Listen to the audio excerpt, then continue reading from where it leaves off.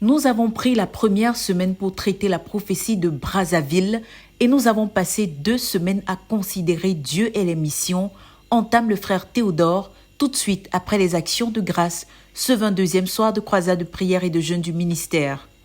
Nous avons parlé de la théologie des missions, ce que les missions représentent pour Dieu. Je te conseille de l'étudier, surtout si tu es un pasteur et que tu dis produire une église qui va coopérer avec Christ. Si tu bâtis quelque chose appelé église qui ne coopère pas avec Jésus dans ses missions, alors tu es en train de bâtir un club, une organisation.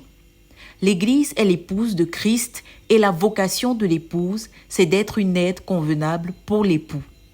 Comment l'Église peut-elle être l'épouse de Christ et ne pas être impliquée dans sa mission, questionne-t-il. Ève n'avait pas été créée pour les besoins sexuels d'Adam. Elle n'avait pas été créée seulement pour être la compagne d'Adam. Dieu avait confié un travail, une mission à Adam et Dieu l'a regardé et a vu son insuffisance pour accomplir cette mission. Ève a été créée et donnée à Adam comme la solution de Dieu pour aider Adam à réussir dans la mission de Dieu. La vocation de l'épouse n'est pas le succès de son époux, mais c'est le succès de ce que Dieu a confié à son époux.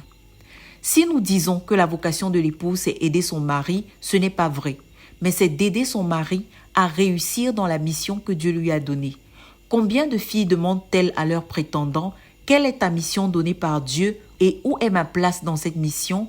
Quel est ton appel et pourquoi penses-tu que j'y ai une place ?» La vocation d'une épouse, ce n'est pas juste de faire réussir un homme, mais plutôt de le faire réussir dans l'appel que Dieu lui a donné, réitère-t-il avant de raconter à l'auditoire d'où lui vient cette révélation. Le frère Théodore confie avoir été une fois amoureux d'une fille qui lui a un jour demandé ce qu'ils faisaient ensemble, alors qu'il ne cessait de lui dire qu'il n'était pas sûr de finir par l'épouser. Il lui a dit « Premièrement parce que tu ne t'appartiens pas à toi-même et deuxièmement parce que j'ai une fois cédé mon droit de mariage à Dieu à partir d'une ferme conviction. » La fille l'a alors incité à aller demander la volonté de Dieu. Il a donc jeûné et a pris plus de 6 heures de retraite devant Dieu pour connaître sa volonté à ce sujet. Après tout ce temps écoulé, le Seigneur lui a dit « Non, non, non, cette fille te changera plus que tu ne peux l'imaginer. Elle fera tout pour que tu réussisses dans le monde, réduisant ainsi à néant tous les plans que j'ai pour toi. » Et il a dû rendre compte à la fille de ce que Dieu lui avait dit, malgré qu'elle s'en soit offusquée. Nous disons que l'Église est l'épouse de Christ. Dieu ne peut pas ordonner que la vocation d'une épouse soit la mission de Dieu pour son mari et en demander moins de l'Église pour son Fils exalté. La mission de Christ, c'est la mission de l'Église. Le Seigneur Jésus est la tête de l'Église. L'Église est le corps de Christ. Le corps fait la volonté de la tête. Si l'église que tu es en train de bâtir doit être une vraie église, il faut qu'elle fasse la volonté de la tête. C'est ici qu'on saura qui est le véritable chef de cette église. Pour nous tous qui sommes des dirigeants, nous devons, pour autant que nous sommes concernés, trancher à qui appartient l'église en réalité. Entraîner l'église à faire la volonté de son dirigeant sans que cette volonté soit celle de Christ, c'est créer une église qui n'est pas l'église de Christ. C'est ce que la Bible appelle la sorcellerie de Nimrod. Celui qui utilise le nom de Dieu pour avoir quelque chose, la gloire, les gens pour lui-même, est un Nimrodien. Si l'Église est la maisonnée de Dieu, elle doit avoir cette relation d'épouse avec le Seigneur Jésus. Donc les pasteurs ne sont pas libres de bâtir l'Église comme ils veulent. Nous sommes des intendants, rappelle le leader. Donc, nous avons pris du temps pour considérer ce que la mission représente pour Dieu. Dieu le Père est le Père des missions, Dieu le Fils est le Sauveur missionnaire, Dieu le Saint-Esprit est l'Esprit des missions. S'il te plaît, étudie cela, de sorte que si tu aimes Dieu, tu puisses savoir ce qui lui importe. Deux peuvent-ils marcher ensemble sans s'être accordés, questionne-t-il avant de reprendre. Aujourd'hui, j'aimerais qu'on commence à considérer la portée de la mission de Dieu, qui est le champ de mission. S'il nous faut servir le Seigneur et bien le faire, nous avons besoin de connaître l'étendue de notre mission en connaissant l'étendue de la mission de Dieu. Que comporte la mission de Dieu? La définition de l'évangélisation donnée par Lausanne, c'est la totalité de l'évangile pour l'homme entier, par toute l'Église, au monde entier, par tous les moyens. Si l'on considère la totalité de l'évangile, ça en dit long. Il y a l'évangile de la grâce de Dieu et il y a l'évangile du royaume de Dieu. La totalité de l'évangile pour l'homme entier implique son esprit, son âme, son corps, son environnement, sa société. Par toute l'Église inclut les hommes, les femmes, les enfants, les adultes, le clergé, les laïcs, les jeunes croyants, les vieux croyants, le pentecôtiste, l'évangélique, le catholique romain, toute l'Église. Dans ces 5 entièretés, on voit la portée de la mission de Dieu. S'il nous faut étudier l'étendue de la mission de Dieu, il nous faut connaître la totalité de l'Évangile, fait-il remarquer. Connais-tu l'Évangile? C'est quoi l'Évangile? Si on devait prendre du temps pour connaître l'Évangile, on aurait besoin de connaître Dieu parce que l'Évangile commence par le cœur de Dieu. Personne ne peut prêcher l'Évangile qui ne connaît pas Dieu. L'Évangile, c'est le don de son Fils unique. Jésus est la somme de tout ce que Dieu donne à l'homme. Et si tu ne connais pas Jésus avec ton cœur, que vas-tu donner aux hommes? L'Évangile concerne l'Esprit de son Fils présent pour l'impuissance de tout homme.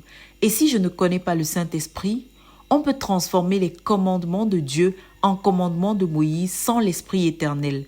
Si on n'a pas pu obéir à ce qui était extérieur, à plus forte raison, trouverons-nous la capacité d'obéir au commandement de Christ? C'est le Saint-Esprit qui enlève la douleur, ce sentiment d'impuissance et de désillusion face aux exigences de Dieu. Nous savons que ces commandements ne sont pas pénibles, dit la Bible. Comment parler de cette justice reçue et de la capacité de la maintenir si on ne la connaît pas? Tous ces commandements de vie peuvent devenir des commandements de mort quand ça devient simplement la lettre. C'est l'esprit qui donne la vie. La lettre tue. Sans l'esprit, nos enseignements sont davantage de fardeaux posés sur les épaules des gens qui croupissent déjà sous la culpabilité. Donc l'évangile, c'est donner le cœur de Dieu aux hommes. Il comble le cœur. L'évangile de la grâce de Dieu, c'est tout ce que Dieu a offert à l'homme au travers de son amour.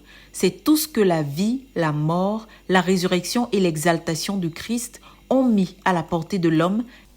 L'évangile du royaume de Dieu, c'est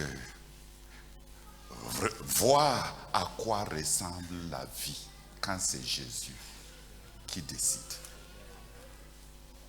Celui qui veut prêcher l'évangile du royaume doit prêcher à travers les œuvres. C'est pourquoi on guérit les malades. On montre aux gens à quoi ressemble le royaume de Dieu.